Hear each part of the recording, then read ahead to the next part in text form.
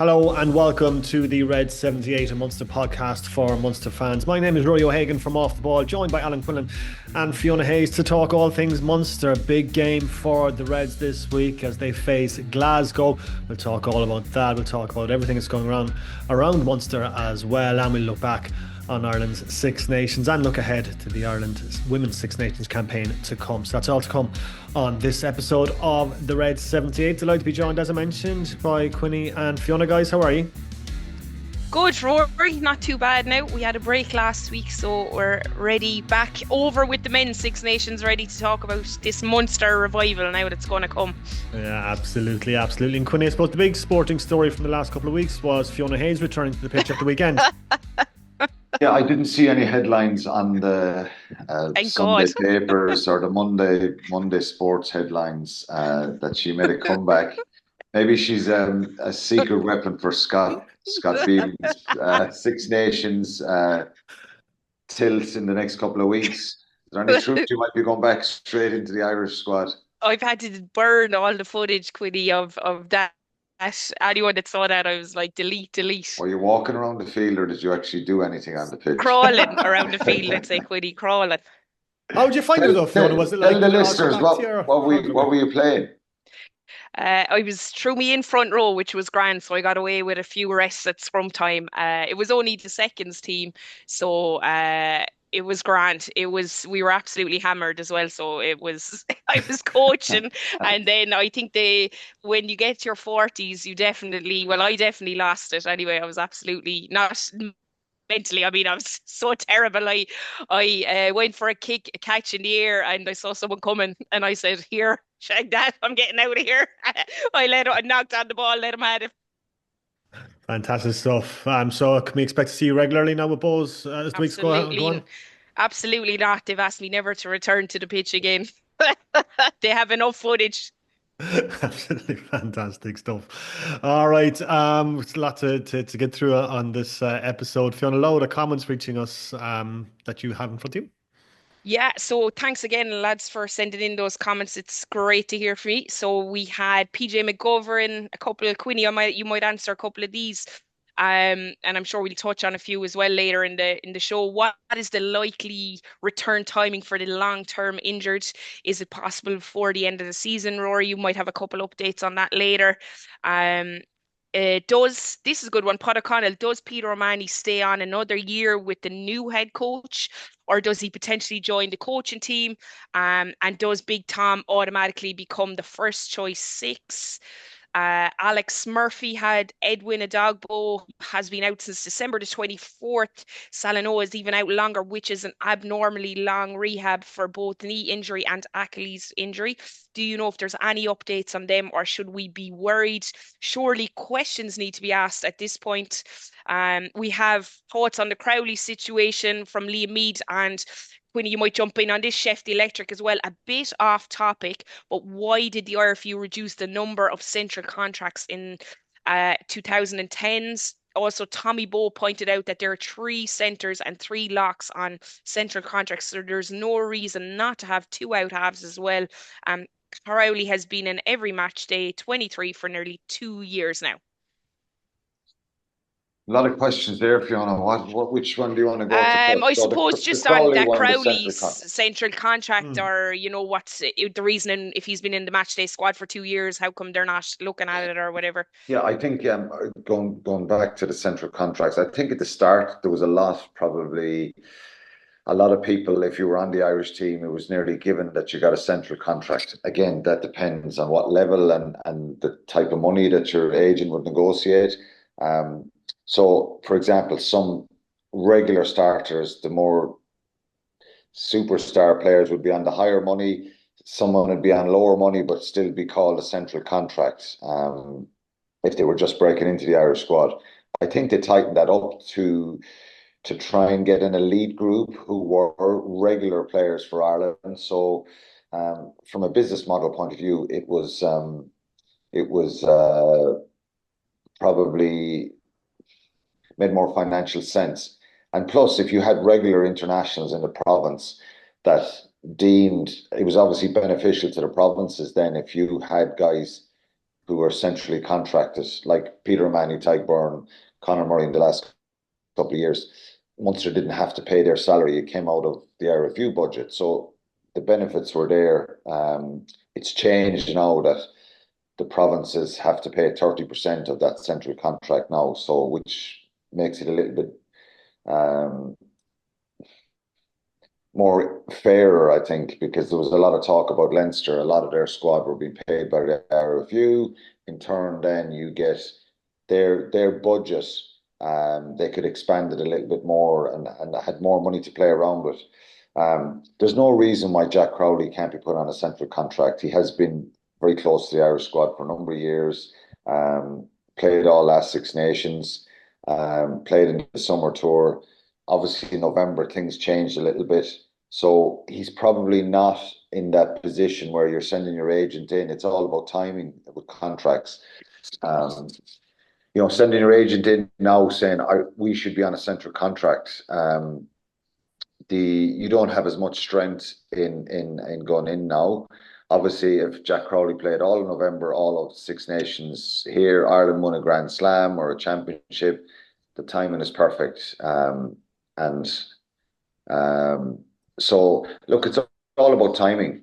There's no reason why he can't be put on a central contract. I'm sure it'll possibly it might get to that situation, but look, the RFU won't be bullied either. And to be fair, they haven't. They've always been very fair. I know that from my own experiences. I don't think anyone has ever been cut and let go because of 20, 30, 40, 50 grand. We're hearing the money that Jack Crowley's been offered is very, very high. And that there's a significant difference in what he's on at the moment. So it's just business. It would be catastrophic for Munster. And I would say Ireland as well, but more so for Munster if they were to lose Jack Crowley. They're trying to rebuild. They're trying to get back, be really competitive again. They've plenty of challenges, new coach coming in, and someone like Jack Crowley, if they were to lose him, it would be catastrophic. So, of course, he can be put on a central contract, and let's hope it's sorted. For me, obviously, there's a status we've been saying you're on a central contract as opposed to a provincial contract. Back in my time, sometimes there wasn't a huge difference in the financial difference. They were just named differently. But look, I think for someone who's been regularly involved in the Irish squad for the last couple of years, I think hopefully they can get something sorted with him. The other question was the long-term injuries. Well, we keep asking that question ourselves. How Munster could do with John Klein, Edwin Adogbo, Roman Salanoa, Tacker Abrahams, Mike Haley, Shane Daly's on that list now. Jack O'Donoghue's been out for a while. Jeremy Lockman. Is there any more? Well, there's a long enough list there. And it's shocking, really, and it's difficult for them. Diarmuid Kilgallen, since he's signed at the start of the season, he's had a number of injuries. So it's very difficult for them. The update, obviously, we've got on Craig Casey as well. Craig Casey, Jean Klein, Jack O'Donoghue, they look like they're going to be back. And in the next period of time, Casey and Klein train fully this week. I don't think they'll be involved against Glasgow.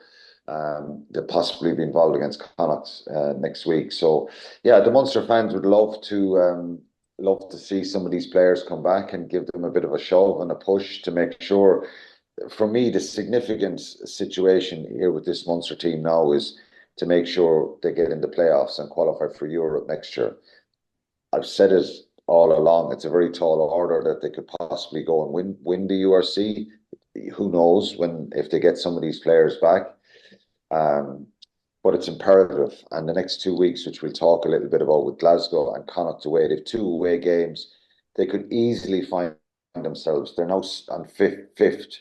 And if you go down to 13th, which are Benetton on 28 points, there's 5 points between 5th and 13th. So you lose 2 games there, and the other teams who are in that zone, pick up points. Munster could find themselves 11th, 12th, 13th if they don't win the next two games. So it's really important, and the injuries coming back, the injured players coming back would obviously be very positive for the Munster fans, and they'd be very happy to see that, but also for the squad, because you talk about confidence, and again, my own experience, you see injured players coming back. It's great. Training intensifies. You get a feeling that you have a bit more depth, you have quality on the bench, and that you can give these games a real crack. So hopefully they get back soon, but it's been a diabolical year with the injuries again. Yeah, it certainly has been. It's kind of our main talking point every week is Munster's injury list. It's good to see it's lessening slightly, but it has been a massive talking point for Munster. And I suppose they haven't been able to field their strongest 15 at any stage across the year because of those injuries. But we look ahead to the clash with Glasgow tomorrow night. A big game for Munster coming into it, Fiona, on the back of that defeat to Edinburgh, which Ian Costello said that first half performance was their worst 40 minutes that they've played by quite a distance. It's been 3 weeks now since Munster have played a game, which is an ideal one. I suppose you're licking your wounds, Fiona. I know they had a hit out against Leicester last Friday night. 42-19 was how it finished in favour of the English side. Brian Gleeson, Conor Ryan, Sean Adogbo scoring the tries there. But it's been a long time for Munster to be sitting around waiting for their next game, Fiona. Yeah, that's it. We discussed it the last time at the break as well, Rory. Is it a good thing? Is it a bad thing? I suppose on the back of the performance, we would have liked to have seen them run out the next week and fix a lot of wrongs that went wrong, because certainly handling errors in that game wasn't good enough. Ian Costello even spoke about it after the game. But look, it also is a chance to reset. So hopefully they've done that. As Quinny said, you've the likes of Casey up and it in camp now.